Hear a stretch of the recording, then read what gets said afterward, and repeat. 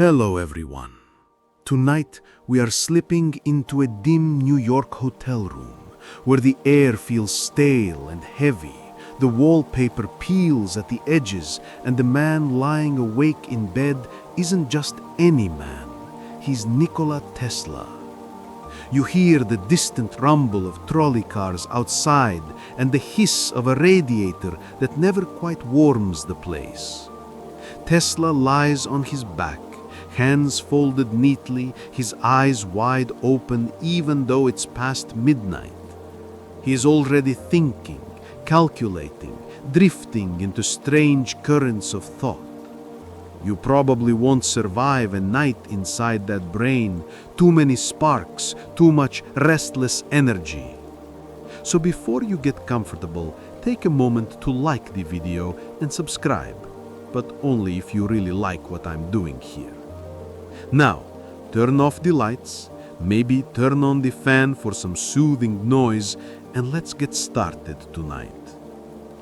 You shuffle closer, standing at the edge of that room, and the first thing you notice is the silence. Tesla's life by now has been reduced to quiet corners and forgotten corridors. The hotel staff pass his door with the sort of hushed reverence usually reserved for ghosts.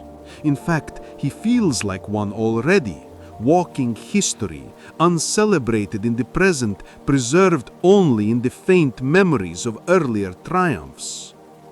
He mutters to himself, not in the wild way of a madman, but like a man reciting mathematics in prayer form. His accent is thick, Serbian vowels curling around English consonants, and you realize something unsettling. He's rehearsing conversations he'll never have.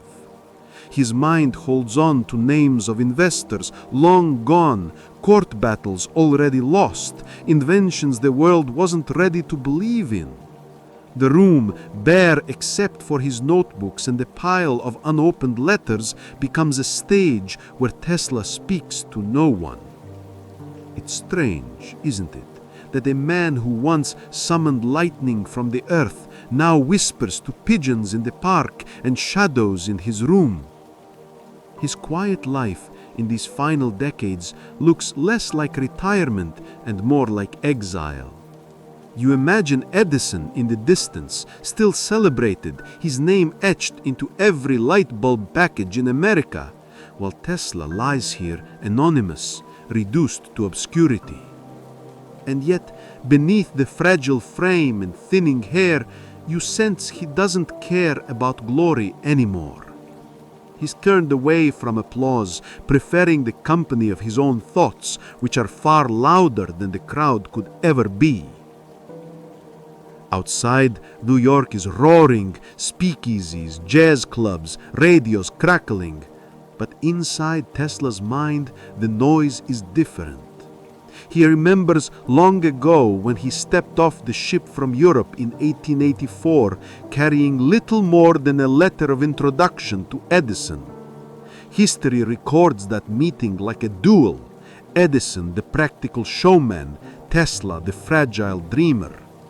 They disagreed about alternating current versus direct current, of course, but it went deeper. It was about philosophy. Edison hammered away at devices, brute force, trial and error, while Tesla dreamed whole machines into being without touching a single wire. The cops still debate whether it was Edison's betrayal or Tesla's naivete that set the two men permanently at odds. He shifts in bed, eyelids refusing to close. Did you know Tesla almost never slept more than 2 hours a night? He claimed sleep was unnecessary, that the brain could recover faster if one knew how to channel energy. Whether that's science or just stubborn delusion, you can't tell. Oddly enough, Einstein himself, decades later, admitted he too survived on little rest during his peak years. Maybe geniuses run on fumes the rest of us can't metabolize. The radiator knocks loudly, startling Tesla, and you half expect him to scold it for its inefficiency. But Instead, he sits upright, as though jolted by some invisible question. He begins scribbling in a notebook, his handwriting sharp and deliberate. He doesn't light a lamp, he writes in the dark, as if his hand already knows the path without his eyes. And here comes the odd fact of the night. Tesla believed he could memorize entire books, word for word.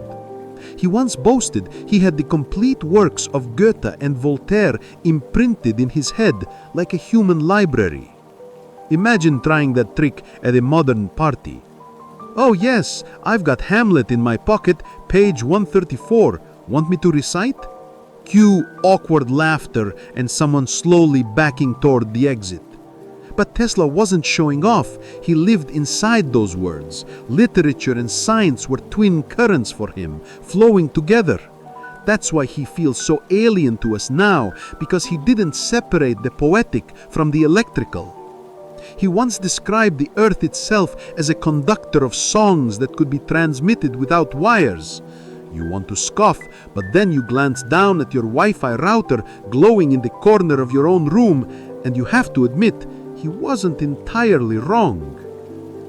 As dawn begins to press faint light through the dirty curtains, Tesla rises. His frame looks frail, almost skeletal, but there's a ritual precision in how he dresses. Every fold is exact, every gesture deliberate. He doesn't do this for anyone else. No audience waits outside, no newspaper wants his photograph. He does it because the order calms him. You sense his life is no longer about fame, but about maintaining some inner equilibrium. He steps to the window, staring out at the city. Cars honk, pigeons scatter, bootleggers stagger home. Yet Tesla looks beyond it, as if he sees not New York, but another layer of reality humming beneath it. His lips twitch, almost forming a smile, when he whispers a phrase you can't quite catch, something about currents, waves, energy. And for a moment, you feel it too, that the quiet life of Nikola Tesla isn't so quiet after all. It's just that the thunder, the lightning, the wild experiments have all moved inside. They're invisible now, but still sparking, still alive. You notice Tesla doesn't stumble through his mornings the way most people do. No bleary eyes, no desperate reaching for coffee, no muttered complaints about Mondays. Instead, he moves like a man already mid-thought, as if sleep was just a quick interruption to a much larger conversation he's having with the universe. His routine is disciplined to the point of severity. Insomnia has shaped him into a creature of perpetual wakefulness. He insists to anyone who'll listen, though by now that's mostly waiters, hotel clerks, and the occasional curious journalist, that more than 2 hours of sleep in a night is wasteful. He swears he's found ways to rest his brain by alternating bursts of work with brief naps.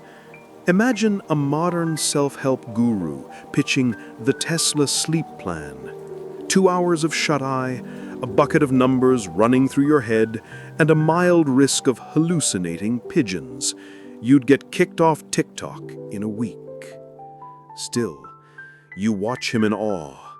He doesn't drag his feet or sag at the shoulders. His eyes, though hollowed by shadows, carry an intensity that makes you think maybe he's right. Maybe he's tapped into a current the rest of us don't understand. Historically, this isn't unheard of. Leonardo da Vinci supposedly kept a similar schedule, practicing polyphasic sleep centuries before biohackers gave it a trendy name. The odd fact here? Tesla once claimed he could work for 84 straight hours without fatigue. 84. That's 3.5 days of constant mental sparking, calculations rolling in his brain, while others would be hallucinating monsters in the wallpaper. The cops still debate whether that claim was exaggeration, pure mania, or genuine genius at work. You trail him as he begins his day. No coffee. He considers caffeine an unnecessary stimulant. No breakfast feast, just carefully chosen food that won't clog the delicate mechanism of the brain, as he puts it. He wears gloves when touching almost anything, not for fashion, but because he despises germs. For a man who summons lightning, he's terrified of the invisible microbes on a doorknob. By mid-morning, he's walking briskly to the library.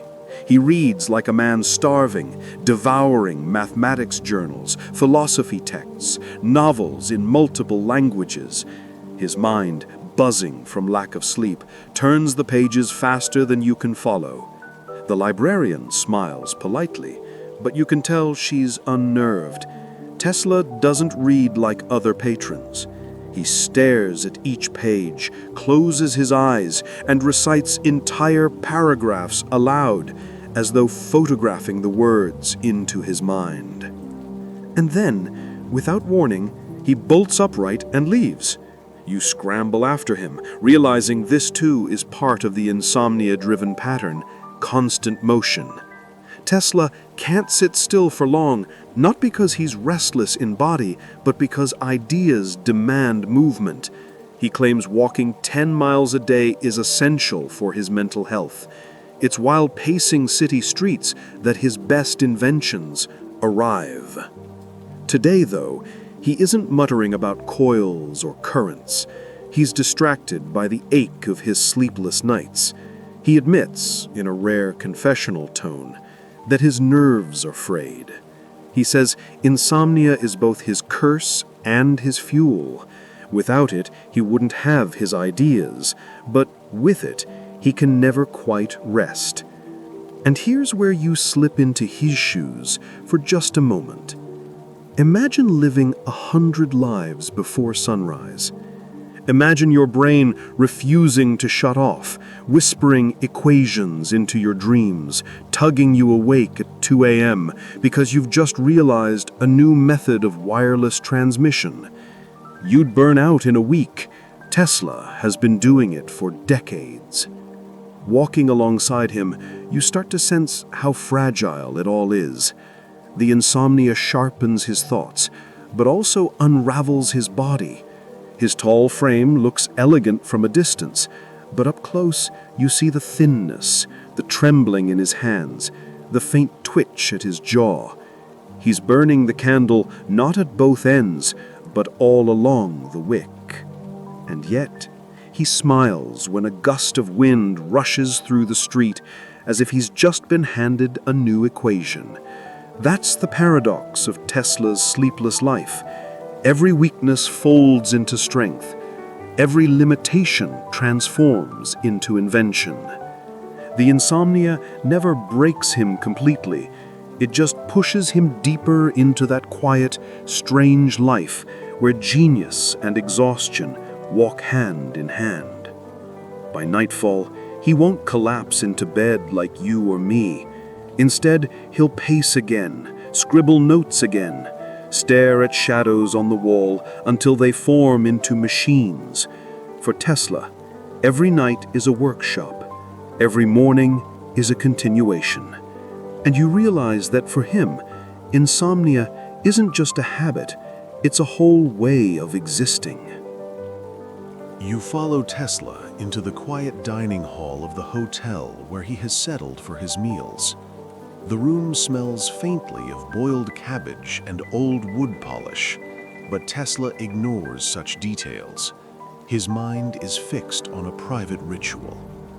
You watch him pause at the doorway, counting under his breath. 1, 2, 3. His lips move quickly as though reciting a spell.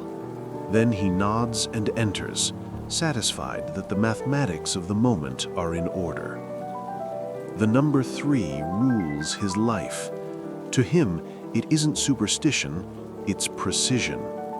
He demands that everything align in multiples of 3.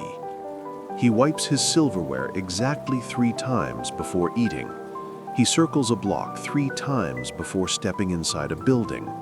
Even when he washes his hands, the repetitions are performed in threes, never less, never more. The staff whisper about it, amused but also unnerved. A bellboy once joked, "If Mr. Tesla ever marries, it'll be triplets or nothing." Tesla didn't laugh. He rarely laughs at human folly, unless it's his own. To him, numbers are not jokes, they're truths.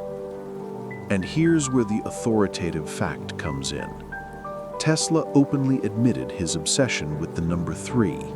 He believed it was tied to the secrets of the universe, especially in his experiments with alternating current.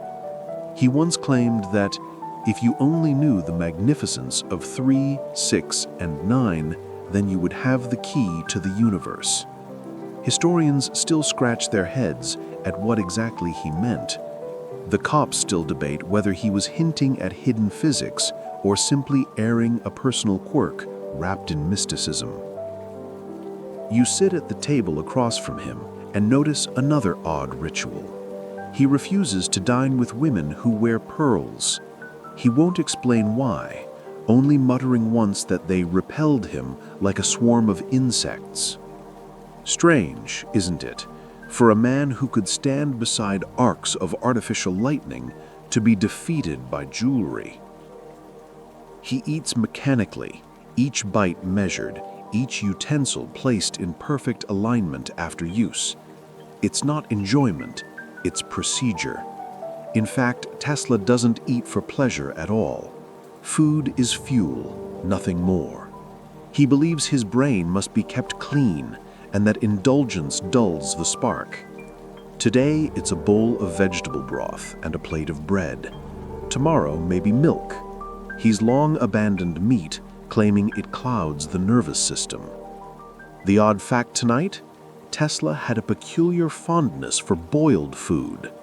He believed boiling removed impurities more effectively than any other method. Once, he even argued that boiling eggs in water 3 times made them healthier. Try explaining that in a modern cooking class and watch Gordon Ramsay flip a frying pan. As you watch him eat, you realize how lonely these meals must feel. There's no chatter, no clinking of glasses, no warmth. Just numbers, silence, and rituals. And yet for Tesla, this strict adherence isn't a burden, it's comfort. In a world that often rejected his visions, numbers remained faithful companions. After his meal, he doesn't linger. He rises, carefully folds his napkin, and places it at a precise angle before leaving.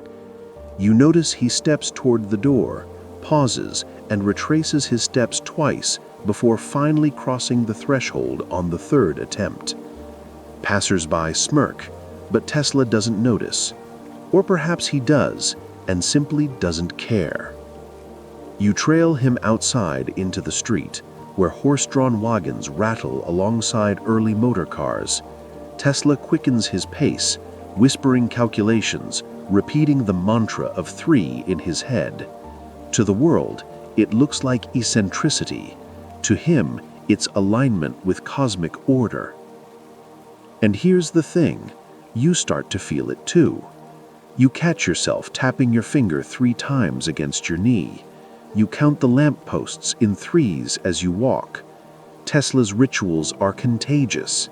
They pull you into his rhythm, his strange harmony. In the glow of the street lamps, you realize something unsettling. For Tesla, these compulsions aren't just quirks, they're the scaffolding of sanity. Without them, the insomnia would consume him, the loneliness would hollow him out. With them, he maintains a fragile order in a chaotic world. And so you keep walking, counting along, half believing that maybe, just maybe, he really did see something in the magnificence of 3 that the rest of us will never fully grasp. You slide into the chair next to him, the one he's already aligned with a practiced nudge so that its legs sit perfectly parallel to the floorboards. The dining room hums with ordinary chatter. couples arguing softly about rent, a salesman laughing too loud, the clink of porcelain. Yet around Tesla there's a hush, like sound itself is reluctant to cross his perimeter. He has chosen the table by the window because it's always the same table, the one he can reach in exactly so many strides. You counted with him, remember.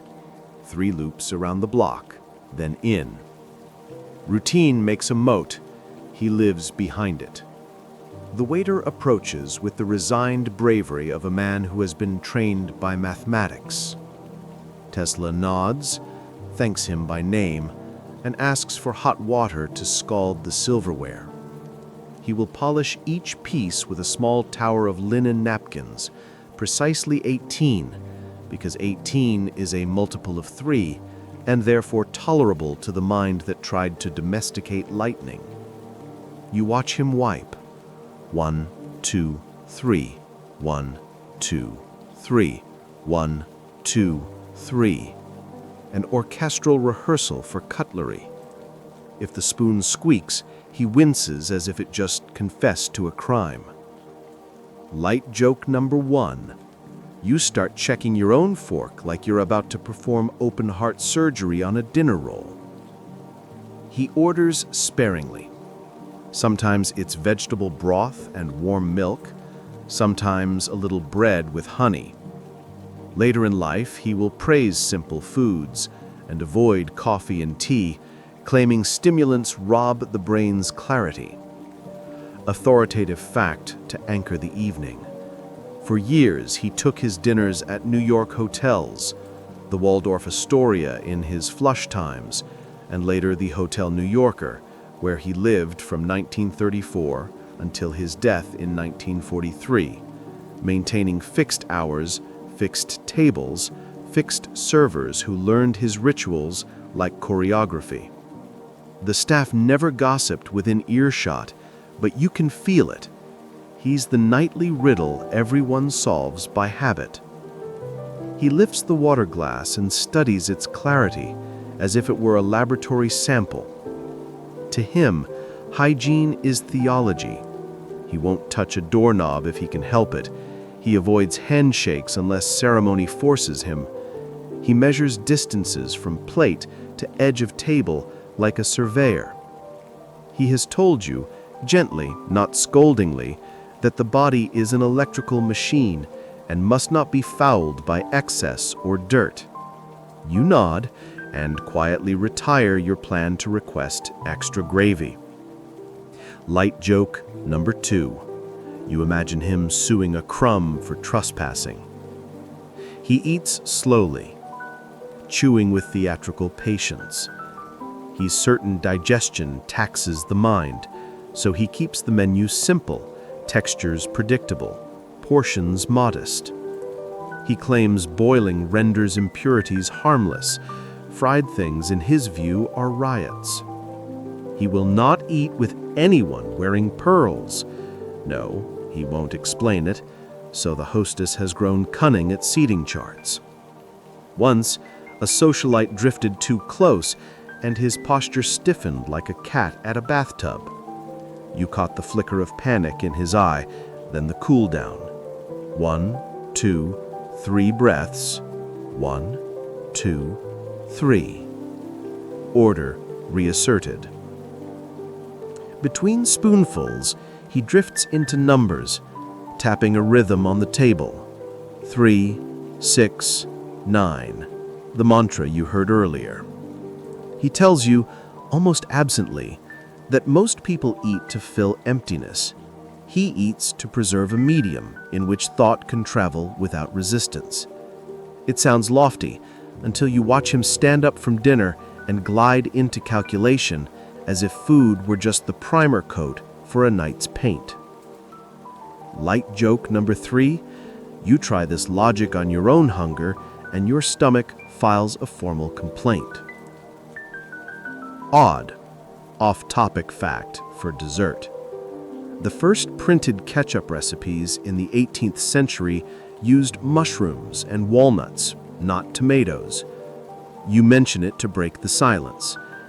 He smiles faintly, like a man who appreciates that the universe contains more than one flavor of oddness.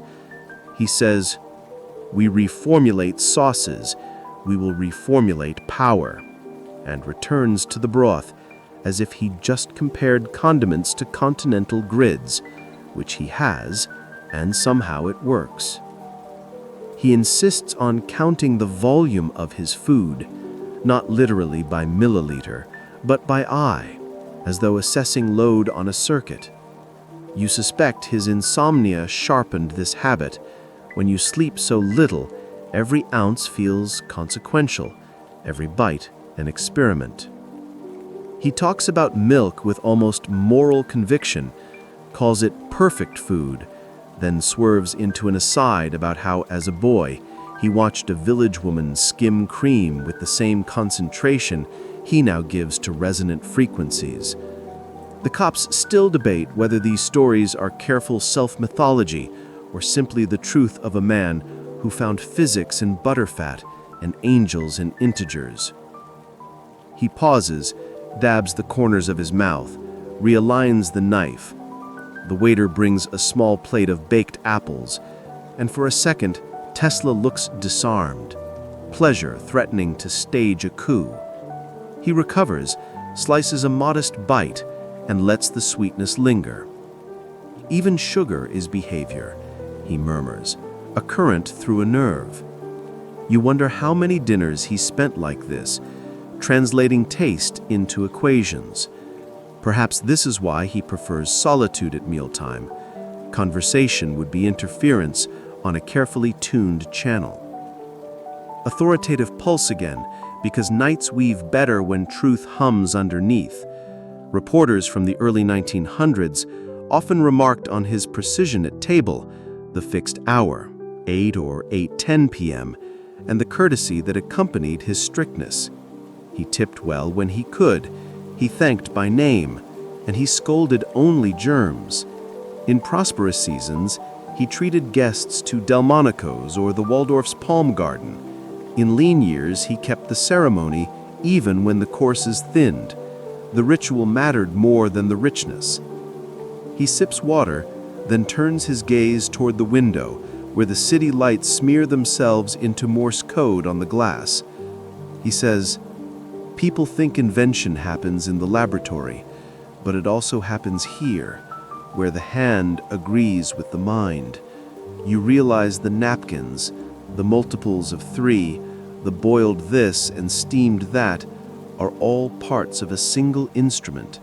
His nervous system tuned to a narrow bandwidth, humming with ideas that would fuzz out if he let dinner get sloppy. You try, gently, to ask about oysters, about steak, about champagne to celebrate old victories. He only shakes his head, not mournful, just consistent. Excess steals precision, precision buys time. You hear the ghost of last night's radiator knock in that line, the insomnia bargaining with the body one careful meal at a time. He finishes, stacks the polished silver in a tidy line, and folds the last napkin into a small white square. The room's chatter rushes back now that he's done shaping the air around him. As he stands, you notice the tiniest tremor in his hand and think of how many times it has traced arcs in the void, how many times it has counted to 3 to keep the darkness from fraying. He tips the waiter, thanks him again, and you both walk toward the door. At the threshold, he stops, habit, and takes those measured breaths. 1, 2, 3. Outside, the city is a brisk spoonful of cold night, and his stride sets to its careful metronome. You fall in beside him, the echo of boiled apples still warm on your tongue, the forks behind you gleaming like minuscule lightning rods laid to rest. You can't help it. You pat your pocket 3 times and step into the street with him on the 3rd beat, as though you too have decided to eat your way toward order. You trail him the next morning, out of the heavy lobby doors and into the brightness of Bryant Park. It's early, and the grass still glistens from the sprinkler mist. Men in bowler hats hurry to work, women balance parcels, a newspaper boy calls headlines about politics you already know won't age well. But Tesla isn't paying attention to any of that. His eyes, sharp and almost childlike now, are searching the ground, the trees, the scattered flocks of pigeons. Yes, pigeons. For a man who once commanded lightning, it might seem absurd that he spends his days talking to winged creatures most people chase away with a broom. But you watch him soften as a pigeon lands on the pavement nearby. He crouches down, impossibly gentle, and produces a pouch of seeds he's hidden in his coat. The bird tilts its head, studies him, and then steps closer.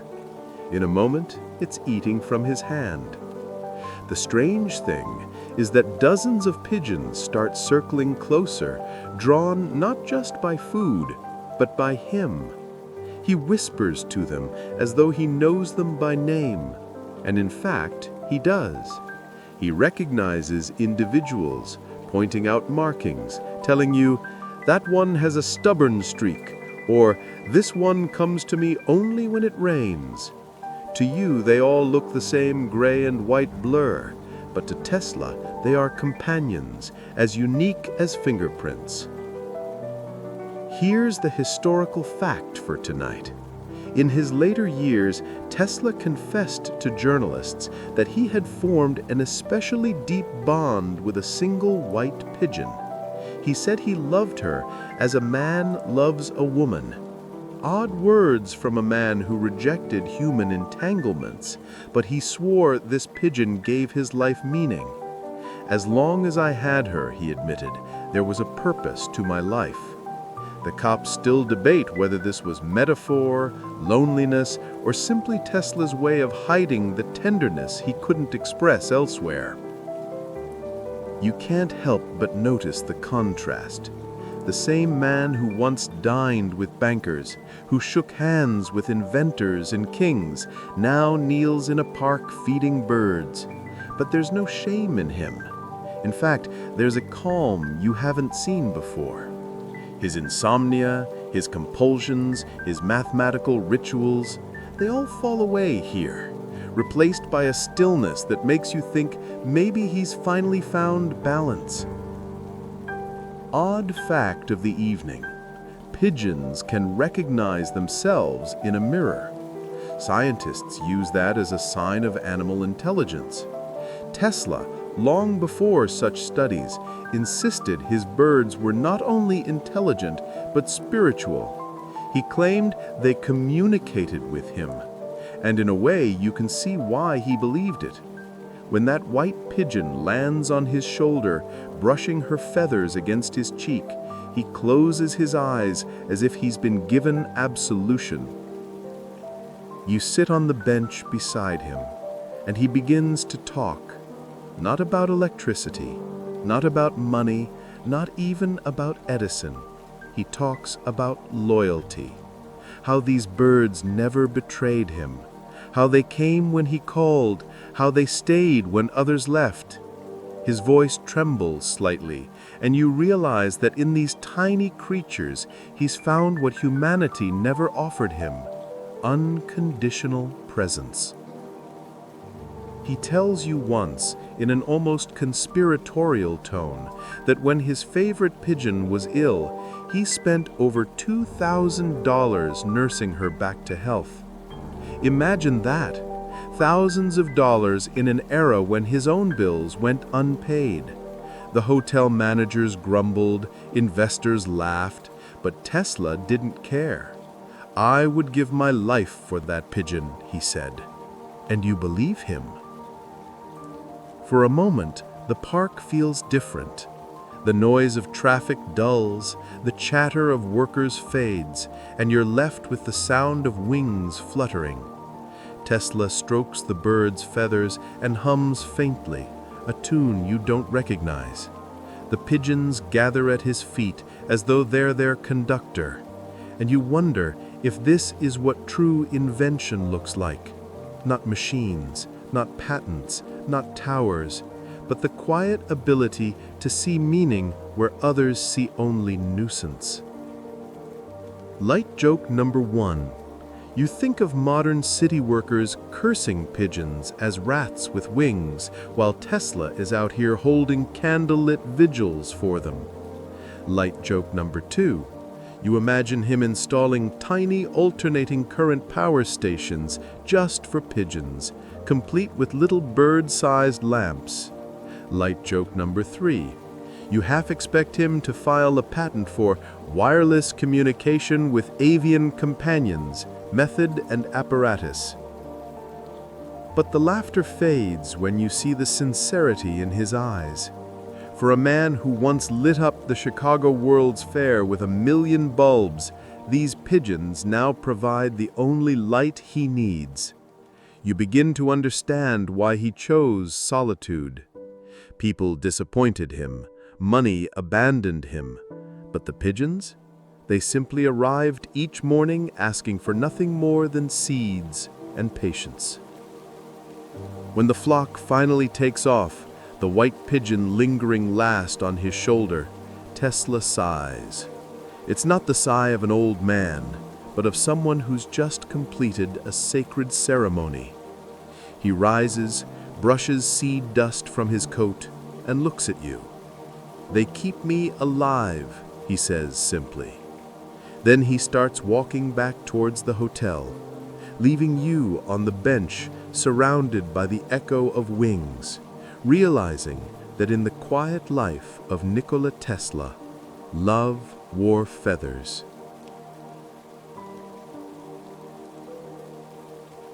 The walk back from Bryant Park leads you not to silence, but to echoes. Old ones, the kind that never really leave. Tesla strides quickly, coattails snapping in the wind, and you can almost see the shadows of past battles flickering along the pavement behind him. Every step he takes is haunted by the war of currents, that great clash between his alternating current system and Edison's stubborn devotion to direct current. He rarely speaks of Edison by name anymore, but you can tell the memory is still lodged like a splinter. The man who once arrived in America with nothing but a letter of introduction to Edison ended up locked in a duel with him that defined the early electrical age. You walk beside him, hearing fragments of recollection, investors lost, promises broken, an offhand insult here, a bitter triumph there.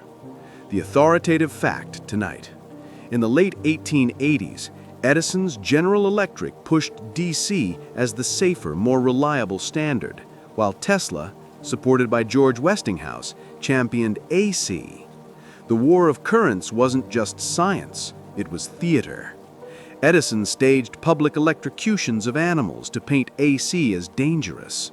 Tesla, meanwhile, lit up the 1893 Chicago World's Fair with 100,000 incandescent bulbs powered by AC, dazzling millions. And of course, AC won. The power lines humming above your head right now, that's Tesla's victory still burning across the centuries.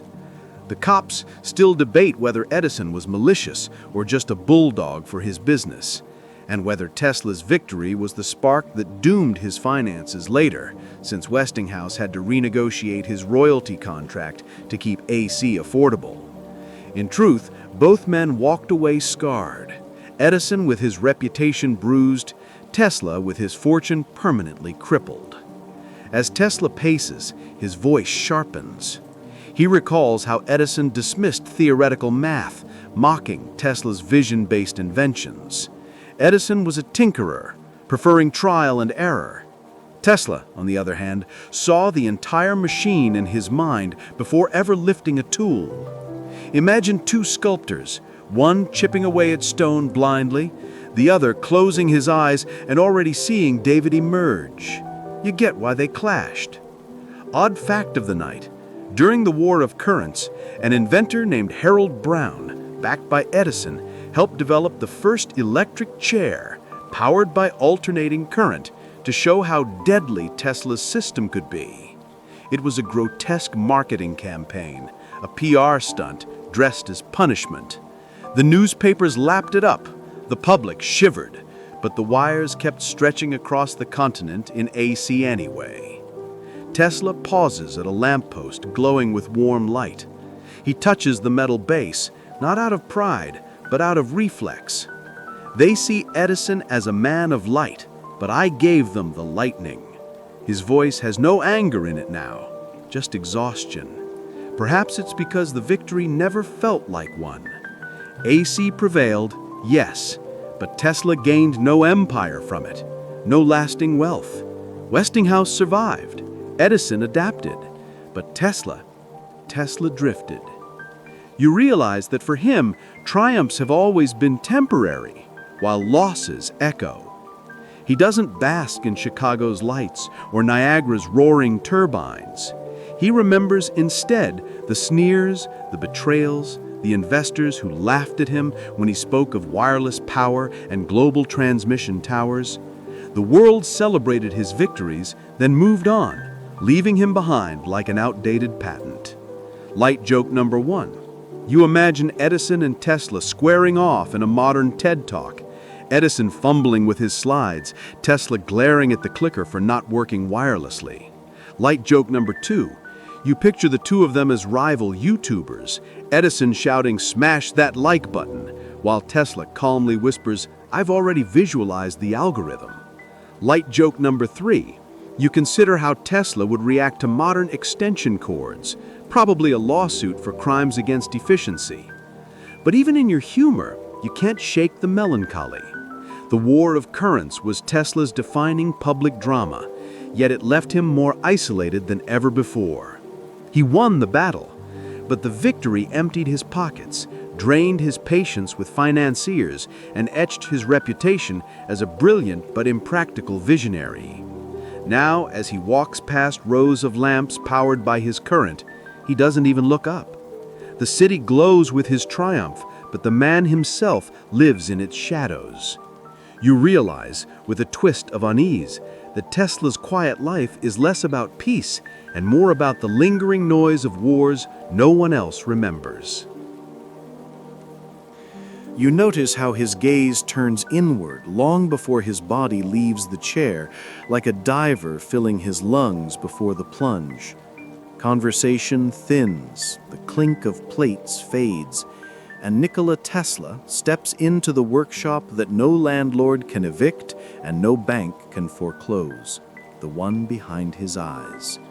You follow, though you don't so much walk as drift, because here the floor is made of thought and the lights are whatever frequency he decides they should be. It is astonishing how quiet it is, even for a mind that never sleeps.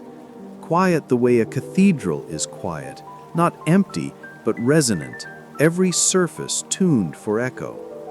He doesn't fumble for paper. He never reaches for a pencil.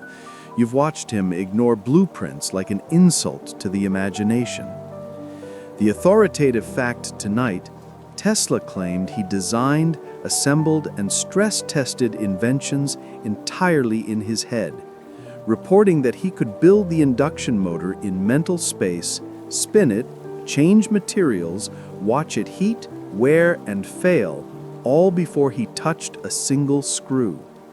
He called it the art of teleforce in the mind, though he'd also laugh at the word art, as if art were too shy to show up for work at 3 a.m. when a new rotor geometry arrives like an unexpected guest. "See," he says softly, "and of course you can, because in here the machines are luminous sketches made of air. Coils bloom like ferns, copper sings, iron hums. He rotates a housing by a fraction of a degree and you feel drag drop in your bones. He swaps a bearing and the resonance climbs out of the floor like a ghost and then dissolves when he twitches a brace. He doesn't take notes, he doesn't need to. The corrections etch themselves in the circuitry between thought and nerve. You remember last night's dinner napkins, the precise polishing, the multiples of 3, and realized those weren't quirks but calisthenics. He trained his mind to obey. Sometimes the visions are too vivid. He has confessed that the world around him will vanish, replaced by glowing images so insistent he has to wave his hand through them to prove they aren't real. The cops still debate whether this was migraine aura, eidetic memory, synesthesia, or the plain, roaring engine of genius running without mufflers. He shrugs at diagnoses. It works, he says, and turns a shaft with 2 fingers the way a violinist finds a note. Odd fact break, because your brain wants a sip of water during all this high voltage. Honey, when sealed, basically never spoils. Archaeologists found jars in ancient tombs still edible after thousands of years. You share that with him, and he raises an eyebrow, amused. Then honey is a condenser for sweetness, he murmurs, and goes back to rerouting magnetic flux like a chef deciding which burner gets the soup. His method is ruthless in its kindness to matter. Machines die on a workbench when you cut too soon and guess too often. His die and resurrect in silence, without a dollar spent, without a bruised knuckle. He advances designs years in an afternoon, and you understand why real workshops, with their sawdust and smoke, can feel like slow motion to him. When he finally enters one, he's just committing what's already been staged and struck 100 times in the theater of the skull. People think I despise drawings, he says, smiling with that soft, conspiratorial patience he uses when the press gets things almost right. Not despise, mistrust. He pinches the air, and a toroidal coil swells open like a flower. A drawing fixes too early. The mind flows. You watch him step through an imaginary frame and kneel by an imagined alternator, hair catching light from a source that doesn't exist, and you believe him. If he could patent the angle he holds his head when a solution clicks, he'd finally be rich. Light joke number 1. You try to imagine modern CAD software keeping up with this pace, and it crashes instantly, apologizing for an unexpected internal error and begging you to send a report to a developer who, let's be honest, would block your number. Light joke number 2. You picture a design review with Tesla, the slide deck exactly 1 slide long. Title, Trust Me, duration 3 minutes, applause unlimited. Light joke number 3. You think about your own mental workshop, which currently contains half an email and the memory of boiled apples, and decide to keep your resume off his desk. He glances at you to make sure you're still keeping up, then unspools the wireless dream again, power blooming from the earth, signals braiding the air, lamps waking with no cords to choke them. In here, Wardenclyffe already works. The tower hums, the globe glows, the countryside flickers awake, like fireflies deciding to get organized. You will walk there soon enough, stand under that skeletal memory on Long Island, and taste the bitterness of money.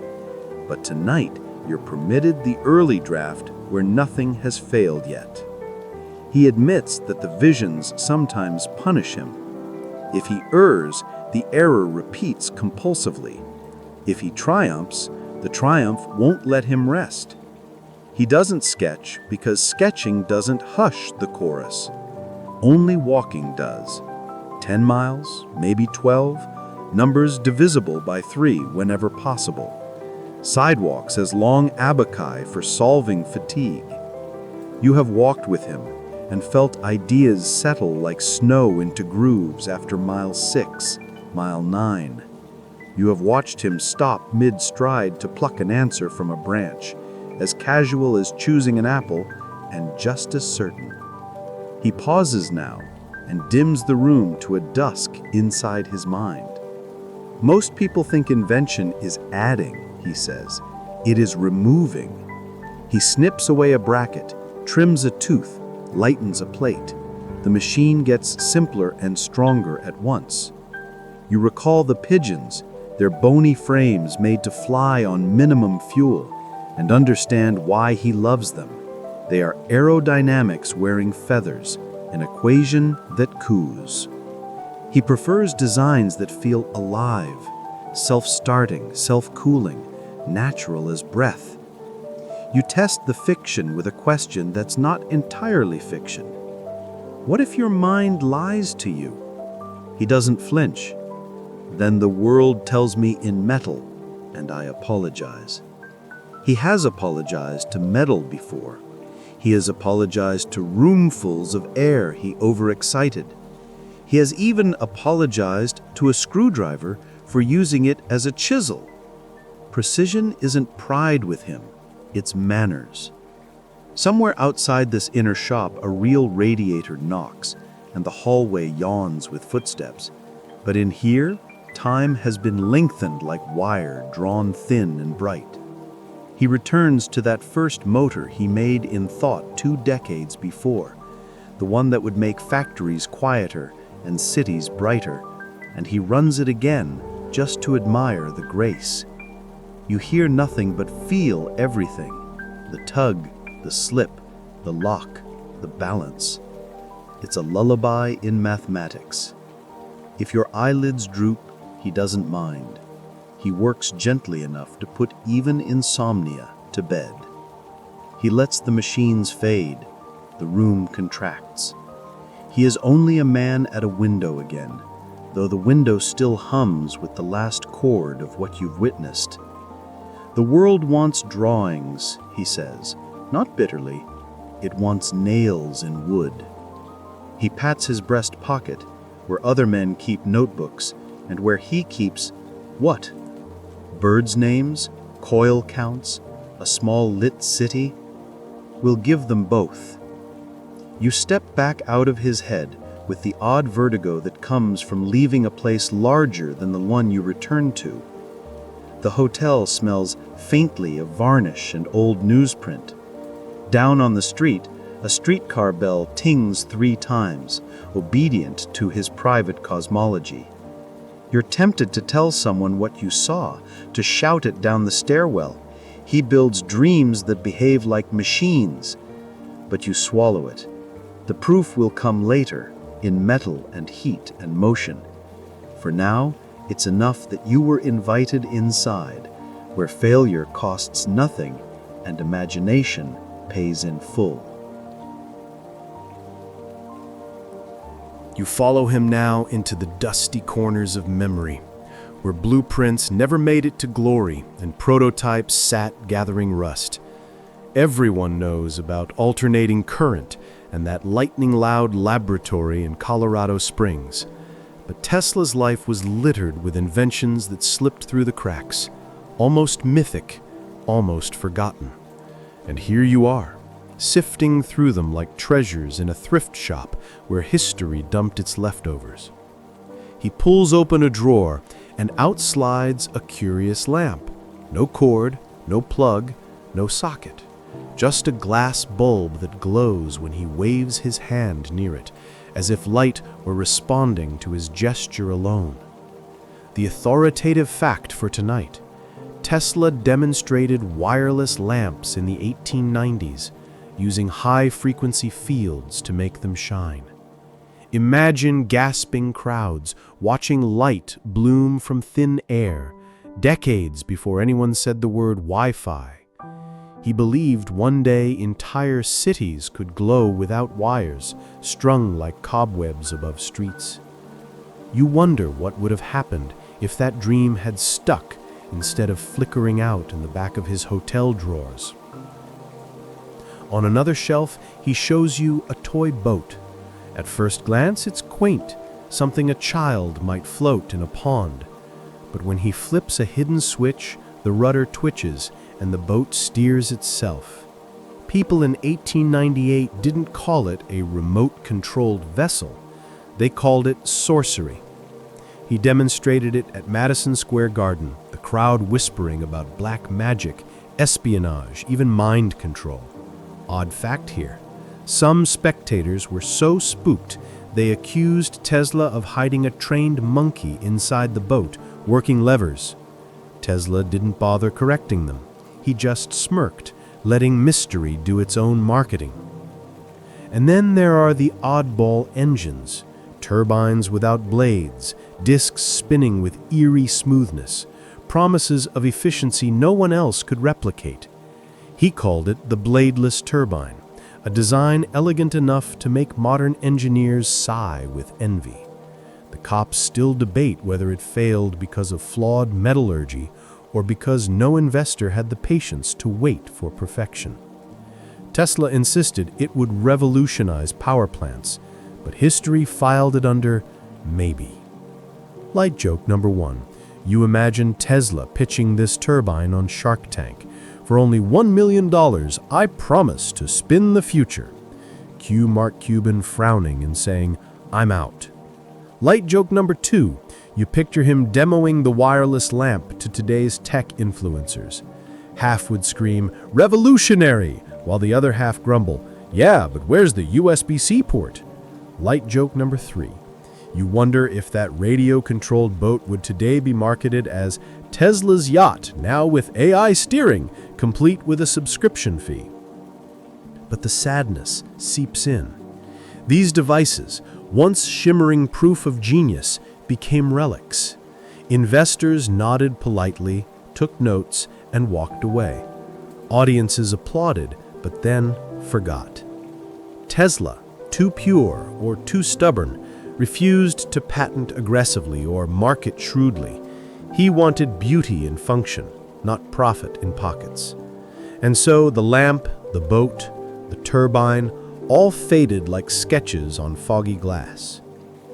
He sets the lamp down and turns toward you. His eyes soften as he whispers about a machine that could tap the natural vibrations of the earth itself. He believed the planet was a conductor, a giant instrument waiting to be played.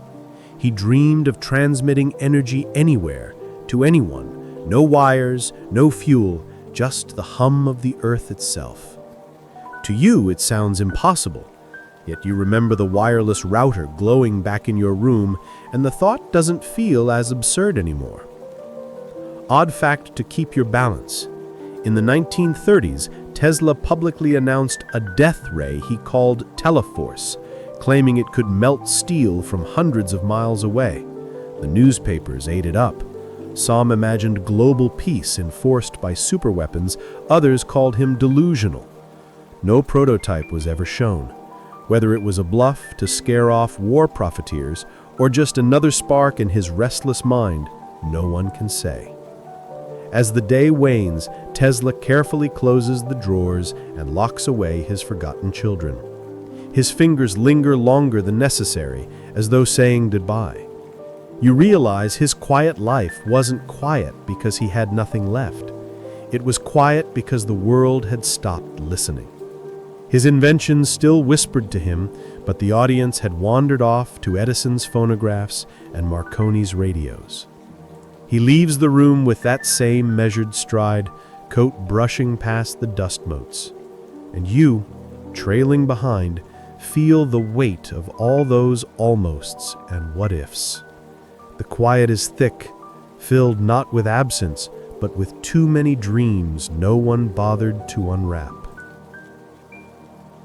The hotel walls fall away, and suddenly you're standing in the open plains of Colorado Springs, 1899. The sky is endless, the air sharp with pine and dust, and in front of you rises Tesla's laboratory, a barn-like structure with a strange wooden tower piercing the horizon. You step inside, and immediately you feel the buzz, that charged hum that raises the hairs on your arm before a storm breaks. Here is where Tesla tested his boldest visions, and here is where the nights grew wildest. The authoritative fact for tonight? Tesla built a high-voltage, high-frequency experimental station in Colorado Springs, complete with a massive magnifying transmitter. This device produced artificial lightning bolts over 40 meters long, the longest ever generated by man at the time. Locals swore they saw sparks dancing in the ground miles away. One night, the entire power station in Colorado Springs reportedly failed because Tesla's experiments had overloaded it. He shrugged it off as the price of progress. He works with a fever here, moving between coils taller than you, winding wires with hands that tremble not from weakness, but from anticipation. He whispers calculations, eyes darting, lips curling into faint grins when a spark arcs exactly as he predicted. You notice he doesn't wear protective gear, no goggles, no gloves, nothing. To him, the lightning isn't threat, but conversation. He walks into the storm like a man greeting an old friend. Odd fact to ground you: Tesla sometimes fed his pet sparrows inside this very lab, even as he conducted experiments. Imagine tiny birds perched in rafters, casually watching as arcs of man-made lightning crackled below. Today, safety inspectors would faint on the spot.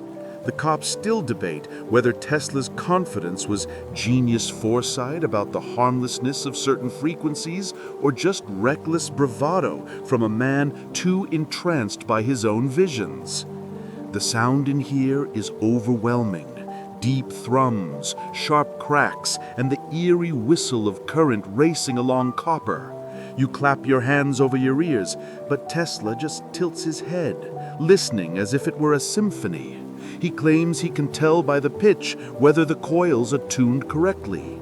Sparks leap across the floorboards, creeping toward your shoes, and he calmly raises a rod, redirecting them like a conductor waving a baton. Like joke number 1, you imagine Tesla trying to rent this space today. Yes, I just need a barn with high ceilings, cheap rent, and no issues with summoning indoor thunderstorms. Like joke number 2, you think of modern neighbors calling noise complaints. Excuse me, officer, the man next door is creating lightning at midnight again. Light joke number 3, you wonder if his pigeons ever got jealous that the sparks got more attention than they did. But behind the spectacle lies something haunting. Tesla speaks of communicating with distant places, of transmitting signals across the globe. One night he claimed he picked up unusual signals, repeating patterns he believed could be extraterrestrial in origin. Newspapers later scoffed, but Tesla never backed down. He insisted he may have intercepted a message from Mars. You watch him fiddle with instruments, his eyes gleaming with conviction, and you realize that for him the cosmos was not silent. It was full of voices waiting to be heard. The experiments grow violent. Bolts explode outward, scorching the air, lighting up the night sky so brightly that townsfolk miles away reported an aurora born of man. Tesla stands in the center, arms outstretched, as though he's been swallowed by the storm. The room smells of ozone, wood smoke, and something metallic that coats your tongue. You want to step back, but you're frozen by awe. And then it stops, just as suddenly as it began. The coils hiss into silence, smoke curling upward, the board still warm beneath your feet. Tesla wipes his brow, not triumphant, but contemplative. To him, this wasn't spectacle. This was rehearsal for something greater, a future where power and communication slip through the air as naturally as sunlight. The quiet outside is profound after all that noise. Crickets chirp cautiously, the plains stretch wide, and the stars look close enough to touch. Tesla steps out, gazes upward, and whispers something about waves traveling forever into the dark. You realize that here, in this lonely lab at midnight, He wasn't chasing fame, he was chasing the universe. You arrive on Long Island with the salt air in your nose and a worry in your chest you can't name. The road is sandy, the wind is a low violin, and there, lifting out of the scrub like a patient fossil, is the skeleton of a dream, Wardenclyffe. You stand at the edge of the clearing and tilt your head back until the sky spills into your eyes. The tower's frame rises in tiers, a wooden lattice crowned by a great dome that looks like a thundercloud caught trying on a hat. He brought you here because ghosts are easier to hear outdoors. Authoritative fact to ground your feet. He began this place in 1901 at Shoreham with J.P. Morgan's money and Stanford White's architecture, intending a global system for wireless communication and, eventually, power. 187 feet of ambition, 30 miles of buried cables, equipment that hummed like bees preparing a prophecy. The plan was to speak to ships and continents without a single copper leash in sight.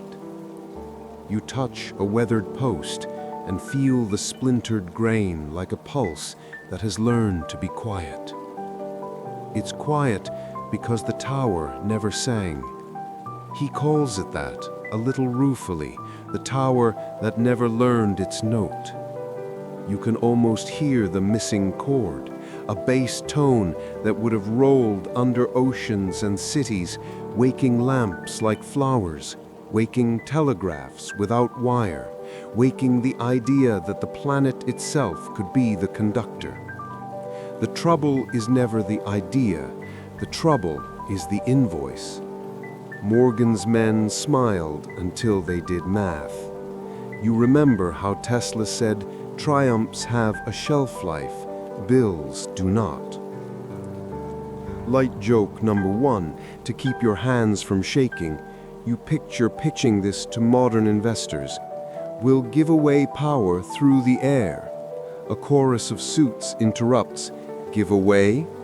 You're escorted out with a complimentary tote bag and a pamphlet about near-term monetization. He doesn't laugh, but he does smile, because he's already done that meeting 100 years early and knows exactly how it ends. You walk the perimeter, counting steps 1, 2, 3, 1, 2, 3, because his rituals have rubbed off on you, and because multiples of 3 are the only traffic laws the wind obeys out here. The laboratory still stands nearby in your mind's eye, brick, dignified, packed with coils that glowed like hot honey, switchboards bristling with teeth. Inside, he once tuned the air like a cellist, adjusting tension until the ground itself was ready to sing. He swore he could send messages faster than any wire, and one day, power too.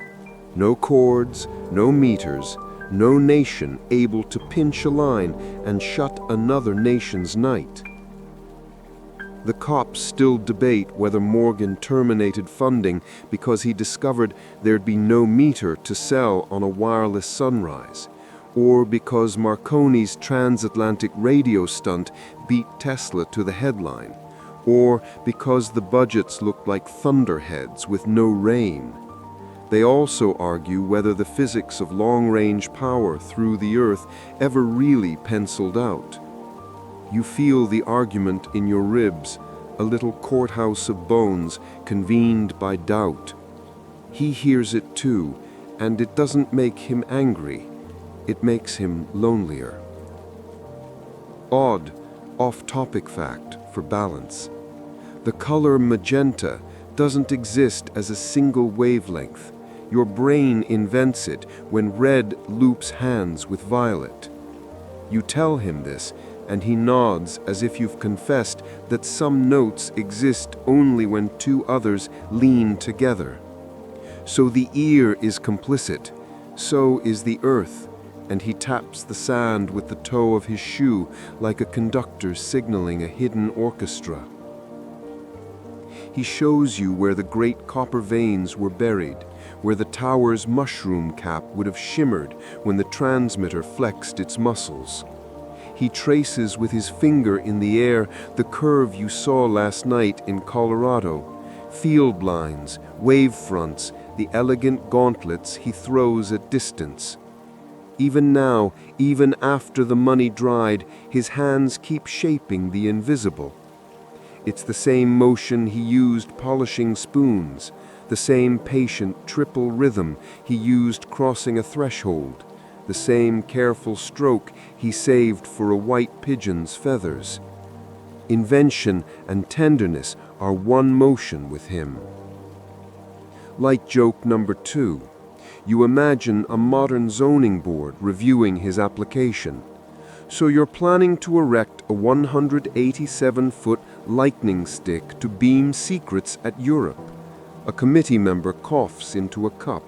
Another asks about parking. 3 spaces, you whisper, because numbers need their due. He kneels to brush sand off a concrete footing. The tower is already dying in his future. You know it, even if the scene refuses to admit it. There will be creditors and war and the need for scrap metal. By 1917, this proud skeleton will be dynamited and sold by the pound. The lab will limp on as a photograph in a magazine you can't afford. He doesn't say any of that. He just tells you where he wanted the second tower, the third, a triptych of throats to carry music across the world. You try to see them as he does, and for a moment you do. 3 silhouettes on the horizon, a chord. He talks about the seas, about ships bristling with masts that will listen instead of shout, about villages that will stop building chimneys for smoke and build antennas for song. He is specific in a way you've learned to trust. Frequencies, coupling, losses as measurable, solvable, like a stain that yields to the third wash. He admits he might have misjudged the appetite of bankers for a future that doesn't print bills. He admits he has never been good at begging. He does not admit defeat. Odd human fact you keep behind your teeth until now. When his favorite pigeon died, he said a white light left her eyes like a tiny star. Standing under the mute tower, you understand why he noticed light at the instant of loss. He has spent his entire life watching for departures that look like illuminations. The ground is coarse with grass, the air tastes faintly of iron, and you catch yourself craving a baked apple, something simple and warm, and proof that sweetness still arrives by small, mortal means. You think of the hotel napkins, the spotless fork, the dinners by the window where he paid respect to clarity even when he couldn't pay the bill. You picture him walking back to Manhattan after this visit, measuring blocks in threes, rehearsing conversations with men who have already decided. The future is a thing he can design but cannot invoice. Like joke number 3, before the sky gets too heavy, you imagine him filing a patent titled Method and Apparatus for Preventing Boredom on Long Island, claims including summoning aurora on demand. The examiner stamps rejected, not for lack of novelty, but for terrifying the neighborhood cats. You circle the ruin one last time and feel the saddest kind of innovation, not the failure of a device, but the failure of a chorus to assemble around it. He built the instrument, the orchestra never came. If you hold your breath, you can almost hear what it would have sounded like. The dome a low bell, the ground a choir, the sky a receiver with endless appetite. And then the wind moves, and the sound is gone. He turns to leave before you do, not dramatically, just practical. There is no more to tune today. As you follow, the tower recedes into the bramble, not smaller, just farther, the way a star is not smaller when the sun rises. You glance back and promise it silently that you will remember its note, even if it never was played. He doesn't need the promise. He keeps all his towers inside anyway. Some built of wood, most built of waiting. You step onto the road, 3 soft crunches of sand under your shoes, and the girls stitch white threads over the water. He touches your sleeve, a rare gesture, as if to say, the dream is not a tower, it's a direction. New York is that way. So you walk with him toward the city that runs on his current and did not buy his chorus, and the light is already gathering. Back in New York, the hum of the city presses in again. Horns, footsteps, the constant churn of gossip. Tesla adjusts his cuffs and slips into yet another interview, because if he can't command investors, he can at least command headlines. You follow him into the hotel lobby, where reporters gather like flies at sugar. He is older now, thinner, his hair receding, but his voice still carries the odd mix of authority and poetry that makes stenographers glance up from their pads in wonder. Authoritative fact to anchor this moment, Tesla was a press darling for decades, known for his eccentric interviews.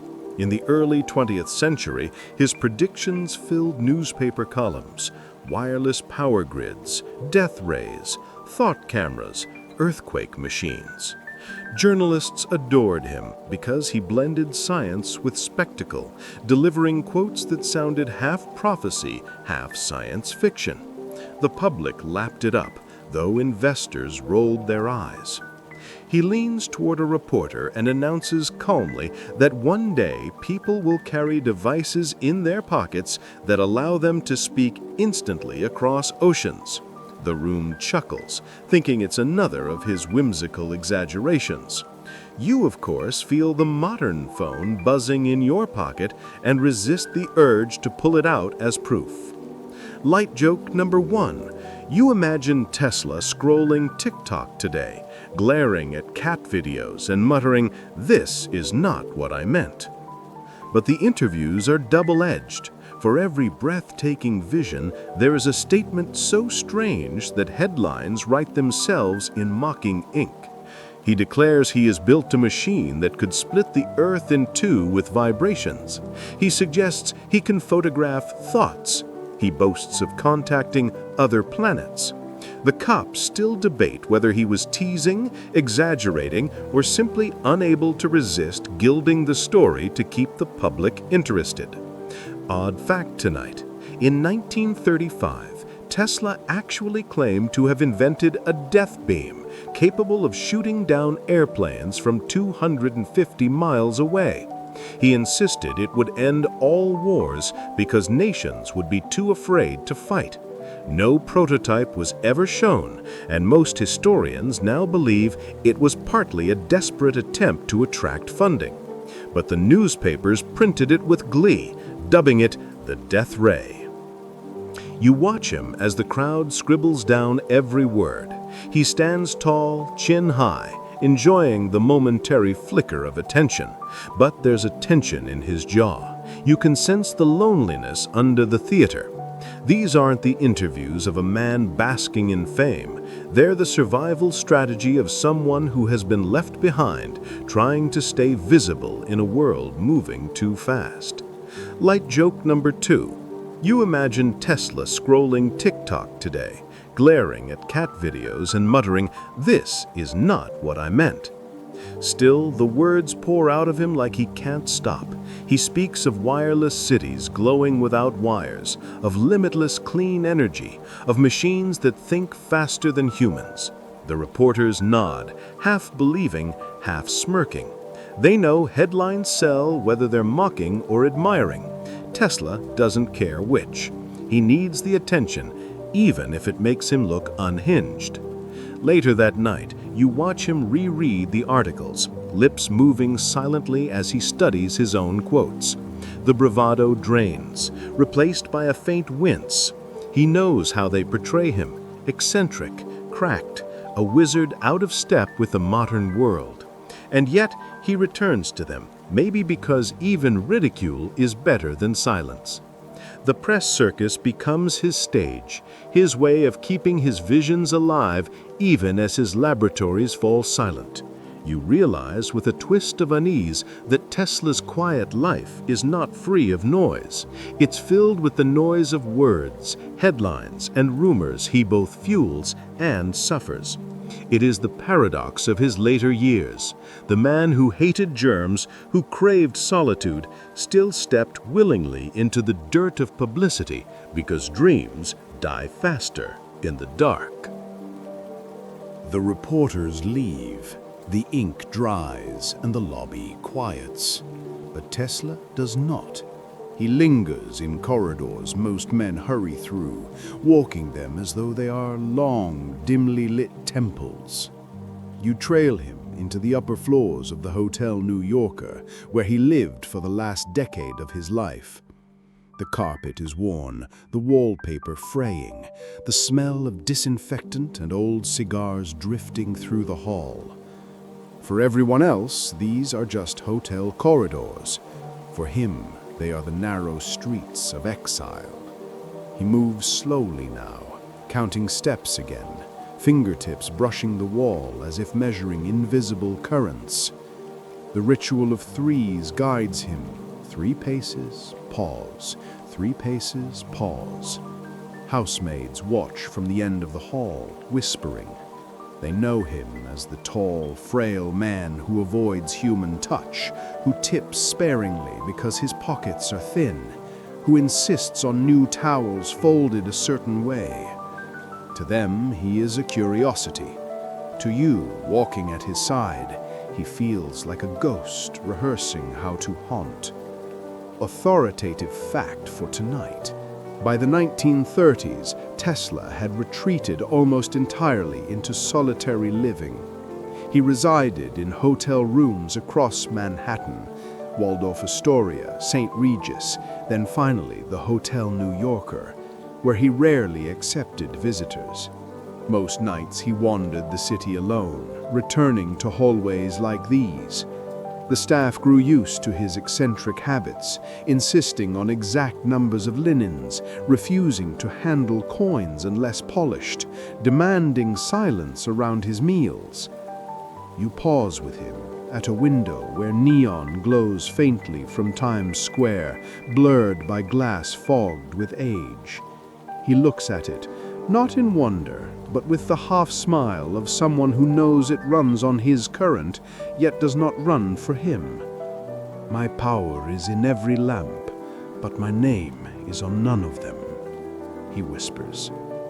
Odd fact to cut the silence. The Hotel New Yorker had one of the most advanced private power plants of its time, able to produce enough electricity for 35,000 people. Tesla must have appreciated the irony.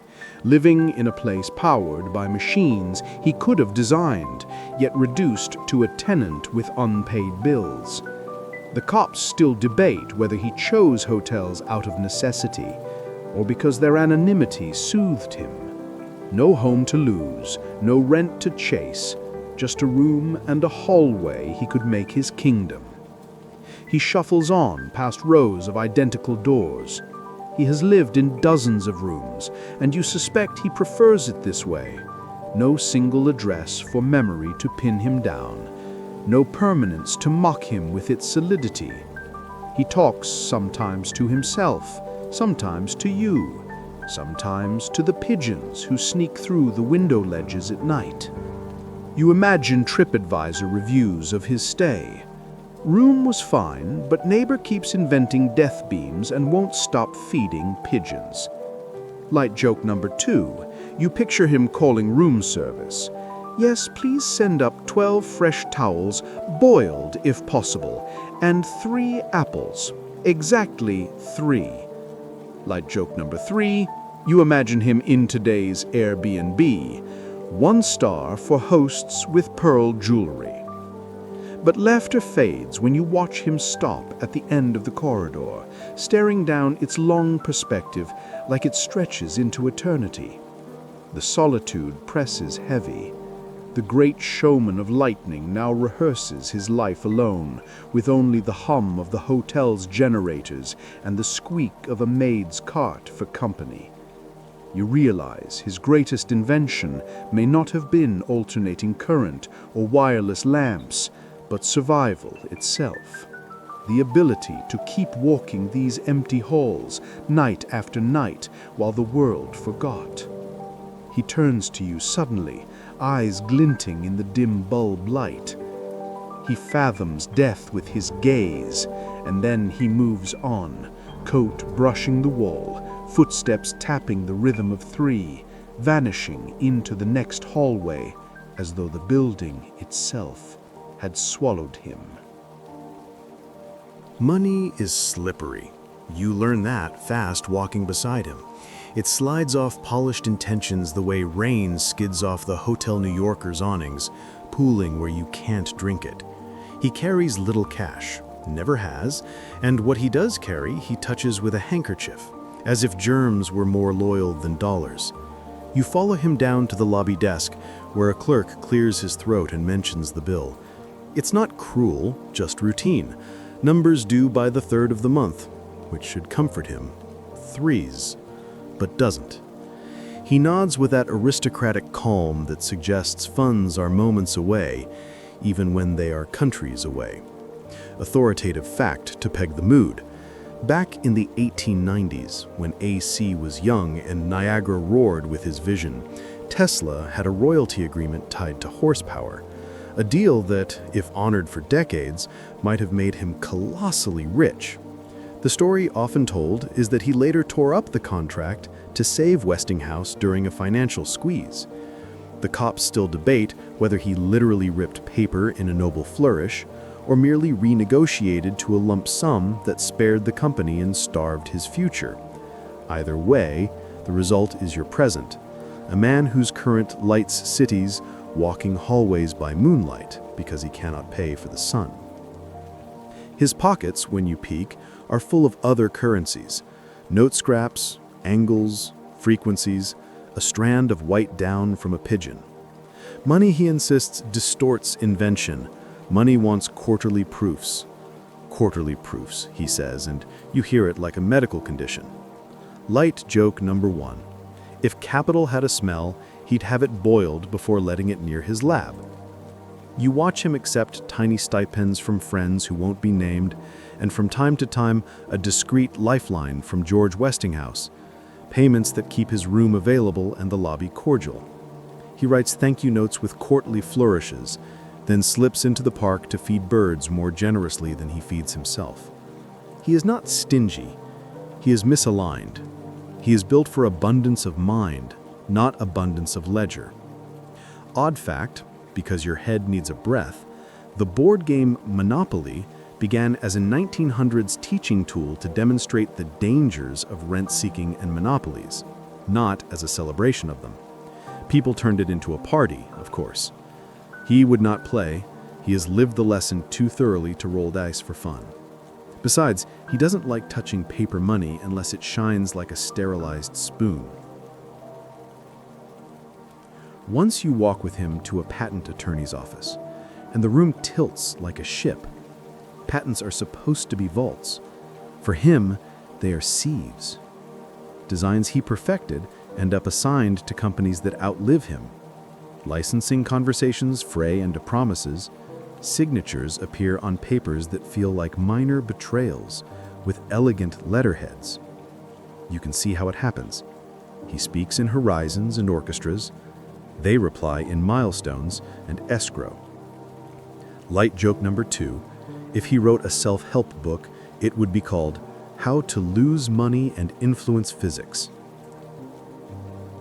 He is not oblivious.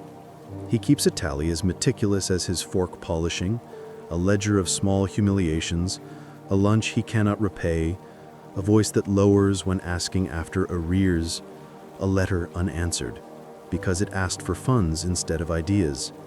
He will not beg. He will rather shrink his meals, triple his walks, and convince himself that milk is a banquet. He talks about simplicity as a virtue, and you believe him. Then you see a shoelace going thin, and you want to shout that virtue should not chafe. The newspapers still help and hurt. One week they call him a prophet, and he eats better. The next they call him cracked, and the elevator operator pretends not to see him. He has lived through a rumor of a Nobel Prize shared with Edison in 1915, a rumor that filled headlines and emptied purses because no check followed. The cops still debate whether he refused a joint prize out of pride, was never offered it at all, or simply fell victim to a press machine that invented stories faster than he could invent machines. He doesn't correct anyone anymore. Correction costs energy he needs for walking. You try to picture the alternate timeline the way he pictures Motors. In that one, the royalty contract survives. Wardenclyffe sings, patents pay late, but pay, and his name nests in corporate ledgers like a swan. In this one, the swan is a pigeon, and the ledgers are ledgers. You keep pace as he counts steps. 1, 2, 3, past shop windows bright with his current and dark with his credit. A furrier's display reflects his thin face. He glances once and looks away. Fur is warm. He chooses cold clarity.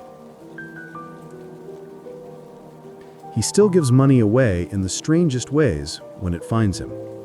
A porter gets a tip disproportionate to the day. A boy with a broken toy boat receives a lecture on propellers and a coin. The seed seller in Bryant Park finds her sack lighter and her till heavier.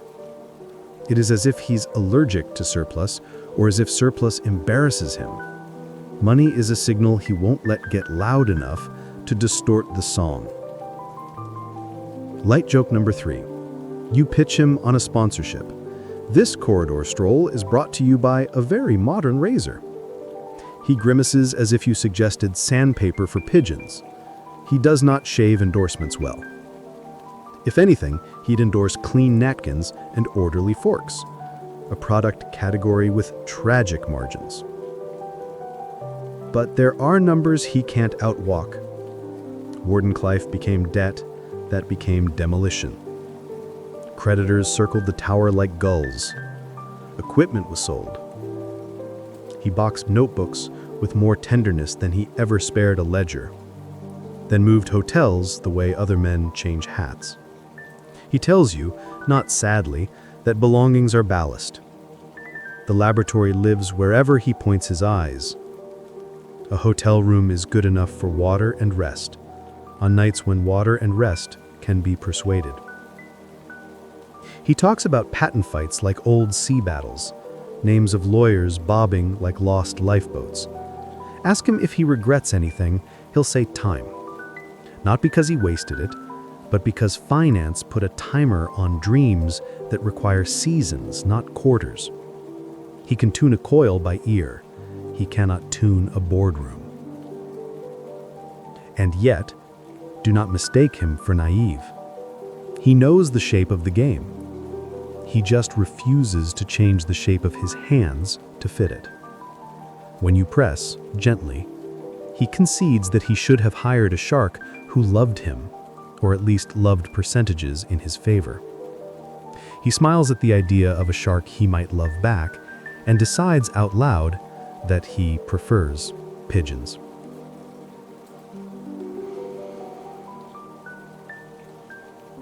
Odd, tender truth that isn't odd at all. Sometimes Westinghouse pays his hotel bill directly, and the manager's tone warms by 3 degrees. Tesla pretends not to notice the shift, as if dignity is a contract he can keep unbroken, even if all the others snapped. You learn from him how to sign for a delivered kindness, with thanks, not biography. Night lands on the city like a ledger closing. He stands at the window and looks out at the electric river of traffic, the neon vowels, the flicker and hum of what he gave the world. The money didn't stay, but the light did. You realize how strange the scoreboard is. The column that should read cash is an empty ledger. The column that reads current spans continents. Maybe the account was misnamed all along. Maybe his profit was that your room, and the room after yours, and the ship at sea, and the farmhouse 100 miles from town all glow without a second thought. He turns from the glass, folds a note for a man he owes, and places 3 coins in a row on the dresser, polished to surgical shine. Tomorrow, he says with the serenity that comes from building tomorrow in your head before it arrives, we will walk to the park. You nod because the park is where generosity feels like interest accruing at last. Then he switches off the lamp that runs on his idea and lies down beside the debt that runs on someone else's. You stand in the doorway, counting to 3 before you leave, and the corridor looks almost rich. Golden with his invention, quiet with his lack. You realize that how strange the scoreboard is. The column that should read cash is an empty ledger. The column that reads current spans continents. Maybe the account was misnamed all along. Maybe his profit was that your room, and the room after yours, and the ship at sea, and the farmhouse 100 miles from town, all glow without a second thought. Precision, he murmurs, already drifting toward waking sleep, is wealth. The corridors narrow, the steps slow, and the days thin. Tesla is no longer the man who wrestled lightning from the sky. He is the man who whispers to wings. You follow him out once more into Bryant Park, though the winter air gnaws at his coat. He shivers, clutching a small paper bag of seed like it's treasure. The pigeons know him. They always do. They circle, land, coo, shuffle close. He bends low despite the ache in his back, scattering seed with hands that tremble more than they used to. And then she comes, the white pigeon, the one he has spoken of so often, the one whose feathers look almost luminous against the gray blur of the flock. She lands on his shoulder as if she's known the map of it her whole life. He smiles, faint and private. She loves me, he tells you, voice quivering. As long as I have her, there is a purpose to my life. Authoritative fact. Tesla told journalists in the 1920s and 30s that he had formed an extraordinary bond with a single white pigeon. He spent thousands of dollars on her medical care, nursing her when she was injured. He confessed that when she finally died, a light brighter than any he'd ever produced appeared in her eyes, and in that moment, he felt his life's work was finished. The cops still debate whether he meant this literally, metaphorically, or as the delirium of grief. Odd fact, to balance the sorrow, pigeons can see ultraviolet light, colors invisible to us. To Tesla, who always believed in invisible currents humming through the air, maybe that made them kin. Creatures tuned to frequencies the rest of us couldn't perceive. You watch as he strokes her feathers, whispering in Serbian, phrases soft and childlike. Passerbys snicker or stare, but he doesn't notice. Or maybe he does and simply doesn't care. His entire world has narrowed to the weight of this bird on his shoulder, the beating of wings that sync with the fading pulse of his genius. Light joke number 1. You imagine a therapist today trying to write this down. Patient reports being in a committed emotional relationship with a pigeon. Light joke number 2. You picture Tesla at a modern pet store, declining cats, dogs, and parrots with the line, "Too mainstream." Light joke number 3, you wonder if he ever filed an imaginary patent for method of emotional wireless transmission via avian companion. Back in the hotel room, the silence thickens. The radiator hisses, the curtains sway, and Tesla sits by the window, staring out at the city he electrified but no longer owns. He murmurs sometimes that he has become light himself, flickering out slowly, and that the pigeon is his last proof of connection. He eats little now, warm milk, a piece of bread, nothing more. His bones show sharp beneath his suit, his eyes sink deep, yet he still folds his napkins and polishes his forks, because order remains his only fortress. The day she dies is the day his voice falters. He calls you close, says he saw the light leave her eyes, a light he swears was brighter than any arc from Colorado Springs, and for the first time, you believe him completely. You saw the way his hands shook when she was near, the way his face softened in her company. When she leaves, something inside him leaves too. The hotel corridor feels longer that night. He doesn't pace in threes anymore. He sits in the chair by the window, motionless, eyes unfocused, as if listening to echoes you can't hear. The world keeps moving. Radios blare, headlines chatter, neon pulses, but Tesla's room feels like a sealed chamber where time has slowed to match the fading of a single man's heartbeat. He whispers once more, barely audible, "Without her, my work is done." And then silence fills the room like snow, muffling everything, even thought.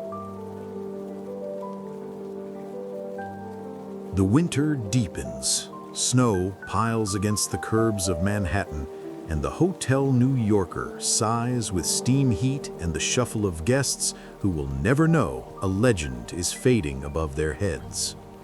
You sit with him in that narrow room, the curtains drawn, the air faintly sour with medicine and old paper. Tesla is thinner than ever, his suit hanging from him like a borrowed costume. His hands rest still on the armrests, hands that once coaxed lightning, now idle. The authoritative fact to anchor the night: Nikola Tesla died alone in room 3327 of the Hotel New Yorker on January 7, 1943. A maid found him 2 days later. He was 86 years old. His belongings, mostly notebooks, diagrams, and a scattering of unpaid bills, were seized by the Office of Alien Property. For decades, rumors swirled that his papers contained blueprints for weapons or miracles, secrets buried by governments. The cops still debate what was real, what was imagined, and what was quietly filed away in some cabinet marked classified. He doesn't know any of that, though. For him, the end is quieter. He stares at the radiator like it's a companion, listens to the hum of the building, whispers sometimes about pigeons. You try to prompt him with memories: Niagara, Chicago, the roar of crowds dazzled by 1,000,000 bulbs. He smiles faintly, but shakes his head. "They were never mine," he murmurs. "The light belongs to itself." Odd fact to offset the sadness: Tesla once claimed he was working on a motor powered by cosmic rays, particles from the stars themselves. He believed the universe was full of energy waiting to be harnessed. Sitting here, you wonder if he's already plugged himself into that cosmic current, already humming on some frequency you can't hear. Light joke number 1. You imagine him arriving at the pearly gates, asking St. Peter to disinfect the doorknob 3 times before he enters. Light joke number 2. You picture him filing a heavenly patent for method of unlimited illumination via eternal soul energy. Light joke number 3. You see him lecturing the angels about alternating halos versus direct halos. But the jokes soften quickly. The truth is gentler. He takes one last walk in his mind. You can tell by the way his eyes drift left, then right, then upward, as though he's pacing invisible corridors. He counts, lips moving. 1, 2, 3. He breathes shallowly, then stills. For a moment, you think he's listening to something far away, something you can't catch. Maybe it's the flutter of wings. Maybe it's the hum of a machine that never made it past his imagination. Maybe it's nothing at all. And then Nikola Tesla, the man who gave the world its current, who filled nights with lightning, who polished every fork 3 times and loved a pigeon like kin, fades into myth. He leaves behind no children, no fortune, no tower still standing. What he leaves instead is stranger, more fragile, and far brighter. A current that still runs through every bulb you've ever switched on, every motor that's ever spun, every wireless signal that's ever crossed a room. His life was quiet at the end, yes, but the echoes never died. So now, the lights dim, the corridors stretch, and the story folds into hush. You've walked beside him through sleepless nights, polished forks, pigeon-filled mornings, thunderous laboratories, and hotel hallways where loneliness wore his name. Nikola Tesla's life looked like obscurity from the outside, but from within, it was a constant blaze of thought, a storm of visions that never stopped flickering. He was a man out of time, too practical to be a mystic, too mystical to be practical, too generous to be rich, too stubborn to compromise. He lived in a rhythm only he could hear, multiples of 3, sleepless hours, long walks that turned sidewalks into equations. His triumphs were staggering, alternating current lighting cities, motors spinning industry, lightning bent to his will. His oddities were tender, boiling food until it was pure, recoiling from pearls, loving a pigeon with a devotion deeper than most men afford other men. And the world, dazzled, took what it needed and moved on. Investors laughed, newspapers mocked, creditors circled. Yet still he dreamed, still he built machines in his head and walked the city streets as if the future was just around the corner, waiting to be convinced. When he died alone. But alone doesn't mean forgotten. His name slipped into legend, his inventions into everyday life, his face into the pantheon of misunderstood geniuses. Today, every time a lamp flicks on or a current hums unseen through walls, a part of him lives. So now the last image blur, an old man by a hotel window, whispering numbers, counting steps, feeding pigeons. The city glows beneath him, not his city anymore, not his money, not his fame, just his light still burning. Good night.